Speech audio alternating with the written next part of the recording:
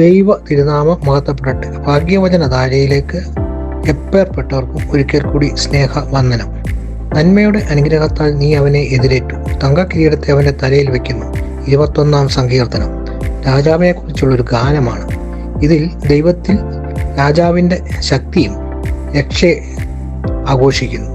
ഈ സങ്കീർത്തനത്തിൽ ദൈവത്തെ സ്തുതിക്കുകയും അവൻ്റെ സംരക്ഷണത്തിൽ ആശ്രയിക്കുകയും ചെയ്യുന്നു. അതെ, ദാവീദിന്റെ വിജയത്തിനായുള്ള ഒരു സ്തോത്രഗീതമാണ്. ഈ സങ്കീർത്തനം പാശ്ചാത്യ സഭകളിൽ സ്വർഗാരോഹണ പെരുന്നാളിലും പൗരസ്ത്യ സഭകളിൽ പെന്തിക്കോസ്തി പെരുന്നാളിലും ആലപിക്കാറുണ്ട്.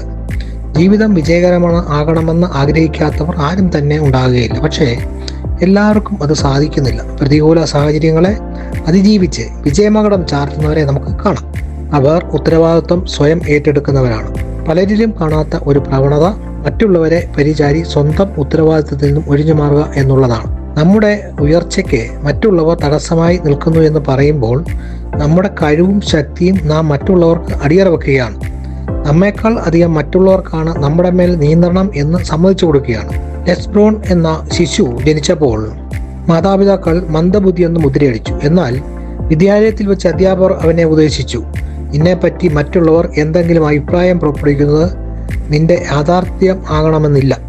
അത് അവനെ ആത്മവിശ്വാസം വർദ്ധിപ്പിച്ചു. ഈ വിശ്വാസം പിന്നീട് അവനെ സംസ്ഥാന നിയമസഭ്യനായി തീർത്തു.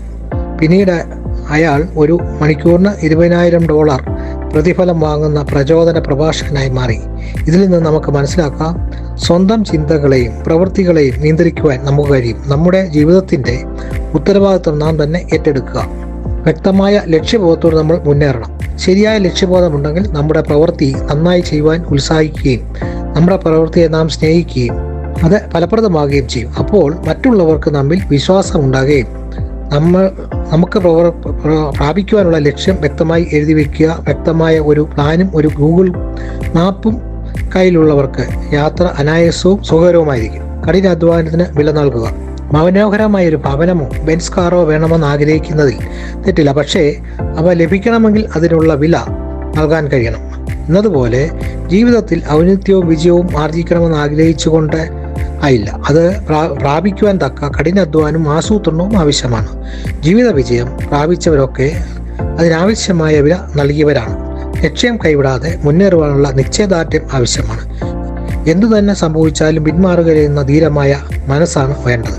കാലതാമസം വരുത്താതെ എല്ലാ കാര്യങ്ങളും ചെയ്തു തീർക്കണം. പലപ്പോഴും നമുക്ക് സംഭവിക്കുന്നത് ചെയ്യേണ്ട കാര്യങ്ങൾ യഥാസമയത്ത് നിർവഹിക്കാതെ നീട്ടി വെക്കുന്നതാണ്. ഓരോ ദിവസവും പ്രവർത്തനത്തിനുള്ള മാർഗരേഖ മുന്നിൽ വെച്ചുകൊണ്ട് ആരംഭിക്കുമ്പോൾ അവസരങ്ങൾ നഷ്ടപ്പെടുകയില്ല. എല്ലാവർക്കും ഒരു ദിവസം 24 മണിക്കൂർ മാത്രമാണുള്ളത്. വിജയശില്പികൾ ആ ദിവസത്തെ നന്നായി ആസൂത്രണം ചെയ്ത് ഫലപ്രദമായി കൈകാര്യം ചെയ്യുന്നു എന്ന് മാത്രം. ആത്മാർത്ഥത നിറഞ്ഞ പ്രാർത്ഥനയും ഭക്തിപ്രകടനവും ദൈവം എന്നും സ്വീകരിക്കും. പുതുവർഷത്തിൽ നാം പ്രവേശിച്ചിരിക്കുമ്പോൾ വിജയത്തിൻ്റെ വരിത്താഴയിൽ ചരിക്കുവാൻ നമുക്ക് തീരുമാനിക്കാം. അതിനായി പ്രയത്നിക്കാം. എല്ലാവർക്കും നന്മ വരട്ടെന്ന് പ്രാർത്ഥിച്ചുകൊണ്ട് നിർത്തുന്നു.